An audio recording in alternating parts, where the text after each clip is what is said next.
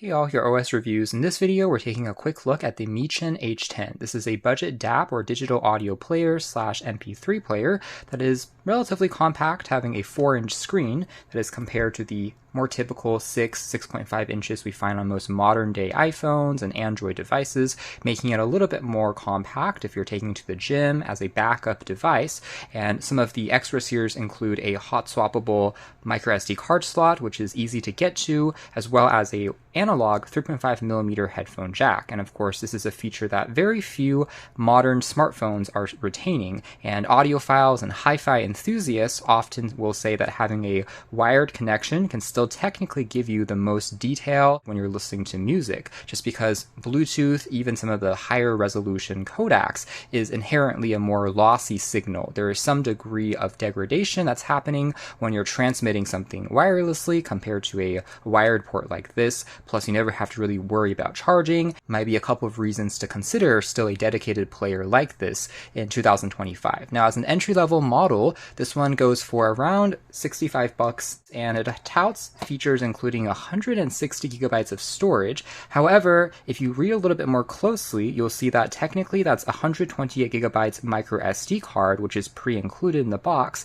and then 32 gigabytes of built-in system storage, which are adding together to get the 160 Gs. So if you are planning on swapping it out with your own memory card, just keep this in mind. Otherwise, it's technically a smart music player because it's running on Android. It's like a mini-sized smartphone, except without any cellular or SIM card capabilities. It's Wi-Fi only, although it does have Bluetooth built on in if you really wanted to connect to wireless headphones, and does have access to the Google Play Store pre-installed. A couple of other top-line specs include built-in FM radio support if you plug in headphones to act as the antenna.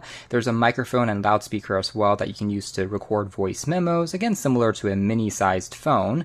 And also, it's technically running on a MediaTek octa-core processor, the P22, so it's not the newest by any means, but if you're just using it to play back some music locally, maybe streaming something from Spotify, very light usage, it should still be alright. And a 2000 mAh capacity battery is rated for up to 15 hours of continuous local music playback, around 8 hours of video playback. And we've also seen a M30, which has these analog-style dials and buttons on the front, which some folks might actually prefer to a touchscreen just because it's less easy to accidentally trigger, especially if your hands are a little bit sweaty. We've also seen another one from them called the H11 a little while back. This one here instead has a 5-inch screen compared to the 4-inch panel of the H10, so this one is a little bit smaller, although their H1 also has a 3.5-inch screen that is even a little bit more compact, as you can see side by side. So out of their Android-powered digital audio players, the H1 versus H10 versus H11 kind of goes progressively larger, with this model sitting firmly in the middle. So taking a closer look at the packaging contents here first, on the inside there's just a quick user guide as well as a bundled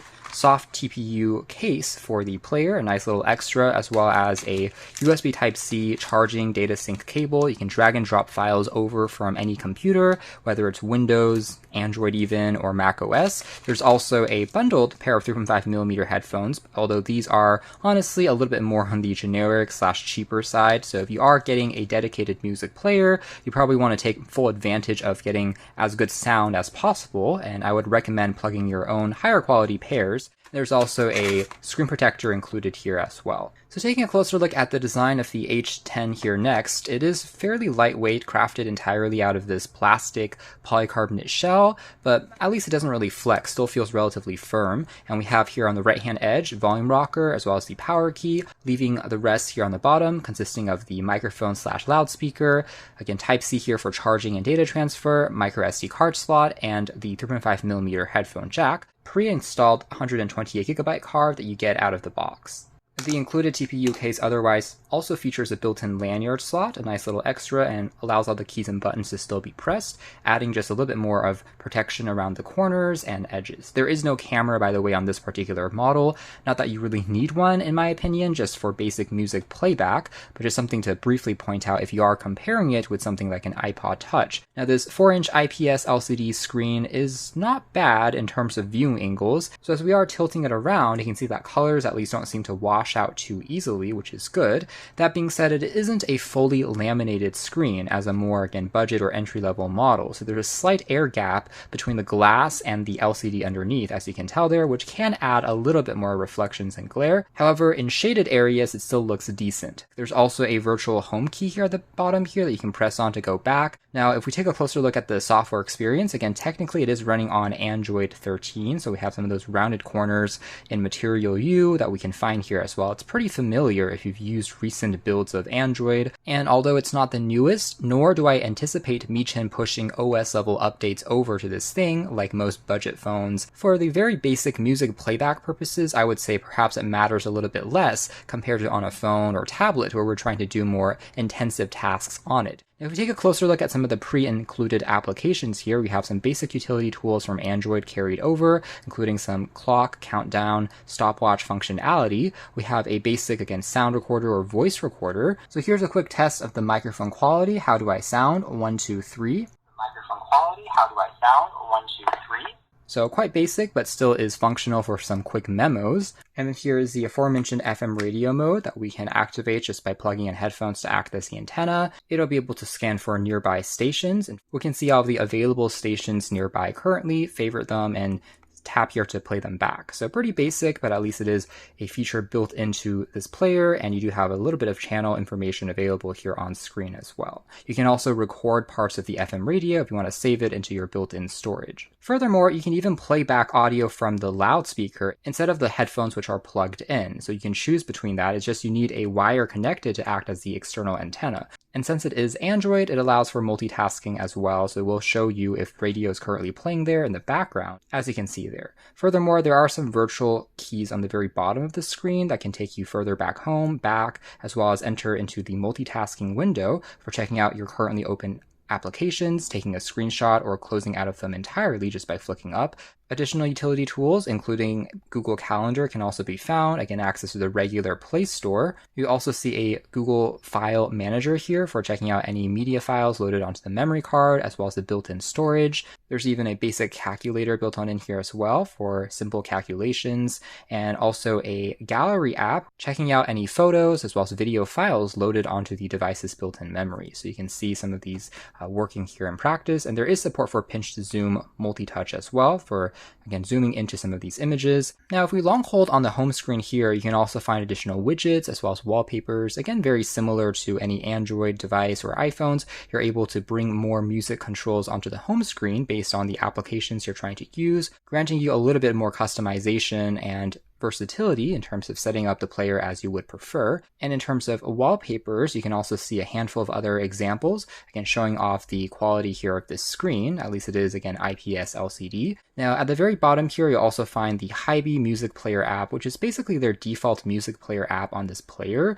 and it supports a variety of file formats, including Mp3, AAC, as well as lossless file formats like FLAC, for example. And in terms of video format support under their video player, you can also play back MP4s, AVIs, so it's relatively exhaustive, and if you don't see specific ones that you want, obviously there's nothing stopping you from downloading another music player app from the Google Play Store yourself. But the HiFi app by itself is not bad, providing a relatively clean layout. So we can tap here to scan any media files found on the device, and then it will update its database of all the tracks. And if there are relevant cover art information, you'll see it displayed here on the side as well. So not bad in terms of the basic file structure is still easy enough to use, sorted alphabetically. You can swipe through here on the side, and you can further sort by categories like album as well as artist name. And there's a universal search bar here on the very top as well. Now, because it is a 4-inch display and we have gotten used to larger screen devices, maybe it will take a couple moments to get accustomed to a smaller screen layout like this again, but I would say it's still usable enough for the most part.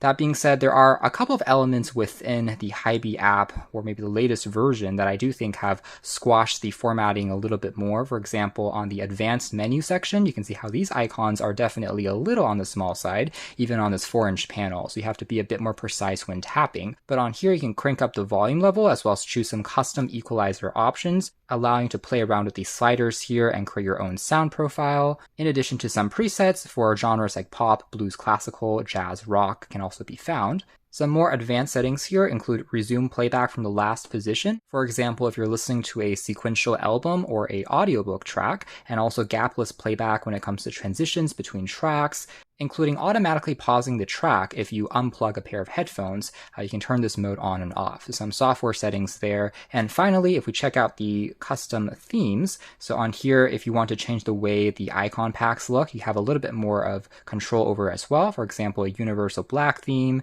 a green theme, versus something that you can play around with a little bit more. So the HiFi Music app, I would say, is really not bad. It's definitely a bit more exhaustive in terms of features, relatively easy to operate. So if we tap to start playing back an audio track, you can see this is what it looks like. It will show you any relevant information about the artist, and then play back. We can then tap here to full screen. It's a relatively clean and modern layout with, again, the cover art info if applicable, as well as the resolution of the audio track is also going to be displayed down below here. Interface also allows us to favorite, loop, and shuffle the playback sequence of the track, and we can build our own custom playlist from here as well. So as for music playback, I can confirm that all of the file formats that it touted are recognized without any problems. I tried it with also FLAC, lossless resolution tracks like this one here, 24 bits, still is playing back pretty smoothly, no recognition problems. Audio output using the headphone jack was also relatively loud and clean, so I didn't really hear any crackling or any hints of static or interference to speak of, and indeed it was able to drive all the headphones that I plugged in without any problems, and the tracks play back relatively faithfully with sufficient detail for you to appreciate, especially if you are pairing them with slightly higher end headphones when being plugged in. Now, with that being said, one spec that is not really mentioned by Mechen on their product page, as we saw earlier, is it doesn't really tell you the exact DAC or digital to analog converter chip that they're using inside, which is likely one of the areas that differentiates a budget DAP like this compared to a more expensive one from higher tier brands like Theo. Even HiFi themselves also make some hi-fi music players as well, can perhaps squeeze out even more detail at that component level, but that is of course one of the compromises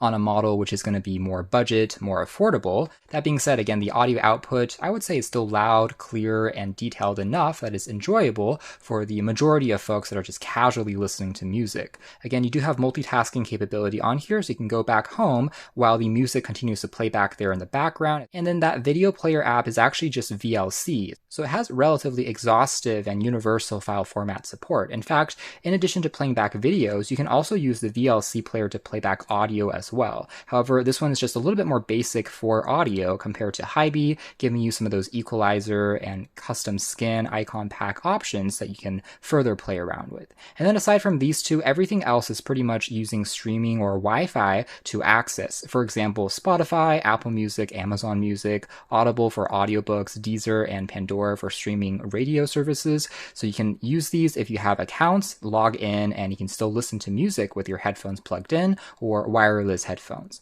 And of course, using Chrome for just some basic web browsing. In fact, let's do a very quick test, just typing in The Verge and see how it fares. Of course, this is a pretty complex site with lots of video elements as well as scrolling ads on the page, so it might be a little bit more tedious, but you can still see how the player handles it decently as long as you have maybe a split second there for everything to render, being just a little bit more patient versus a faster flagship grade smartphone, for example. But you can still do a little bit of article reading on here, checking the news, as well as basic weather information, of course, you can still read back. Now, something that is a little interesting about the software, though, is the built-in virtual keyboard actually gives you a Microsoft keyboard by default. It has some of the Copilot kind of AI functions here on the very top. However, you are able to switch back into the Google keyboard or Gboard if you prefer. So you can swap between those options just by tapping the bottom corner here on the side instead. But again, there's not really any bloatware here. Everything is relatively clean in terms of the system ROM, just basic utilities and some streaming music apps, which you might be using for a music player like this. Let's also check out kind of a basic speaker test if we go over to YouTube, for example. Now I'm doing this through the browser though, but still cranking up the volume here. In this video, we're taking a look at something pretty cool. This is CDVOOM times frame, and it's a 10.1-inch transparent display smart digital photo frame. See there in that demo, overall it's functional enough. It is just a mono speaker at the bottom instead of being a stereo speaker, for example, but it's there if you want to use it in a pinch. And definitely you are able to stream back some quick video clips like this. Definitely giving me iPod Touch vibes from the 2010s in kind of a nostalgic way, but you can see here how it is loading back. Actually not too bad in terms of the general responsiveness if you wanted to do something like this, but obviously our modern phones typically will have a larger screen at the end of the day. And then really the final function that we'll take a closer look at here is going to be the advanced system settings, which interestingly enough has more of a larger font size by default. There's also a DuraSpeed app, which will close out of some of the background applications when you're running certain ones which are maybe more intensive on the CPU and GPU. We can also see that there are, again, Google Play services built on in here as well, which interestingly enough looks like there's also something called MX Player built on in, which if I recall correctly from their previous music players that we've seen is an alternative to HiFi Music app. It's also used for music playback. They gave you two options, but for some reason on the home screen of this player, it looks like we don't actually see that showing up on the first two screens, as you can tell, which is a little bit strange. And there is no universal app tray that you can swipe up to see all of the applications at once. So the launcher is a little bit more inspired by something like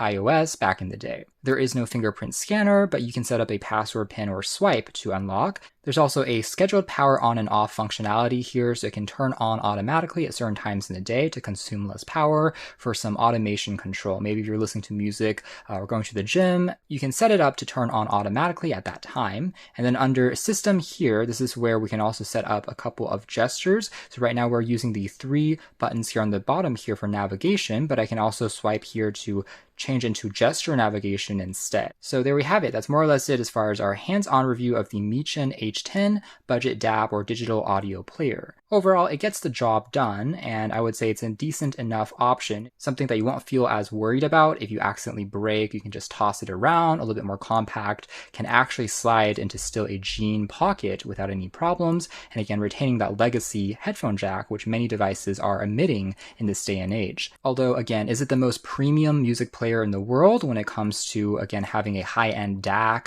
as well as the most premium build in the world? Not really. Also, we have seen, again, similar types of products like this from Mechen in the past. So again, if you are a previous owner of one of their Android-powered DAPs, I wouldn't say this is a kind of night and day difference. Yes, it is running on a slightly newer version of Android compared to maybe Oreo or Android 9 Pie on some of their earlier versions which came out previously, perhaps making the animations just feel a little bit more smoother, but it's not really a dramatic overhaul in terms of the concept. So probably isn't enough here to justify upgrading necessarily, but if you are in the market for a new player, this just gives you another option to throw into the mix. Again, kind of the middle sibling of the mini as well as the larger 5-inch versions that we have seen previously. So you can learn more details if interested in the links down below. For now, that's been our quick look at the Mechen H10 MP3/digital audio player.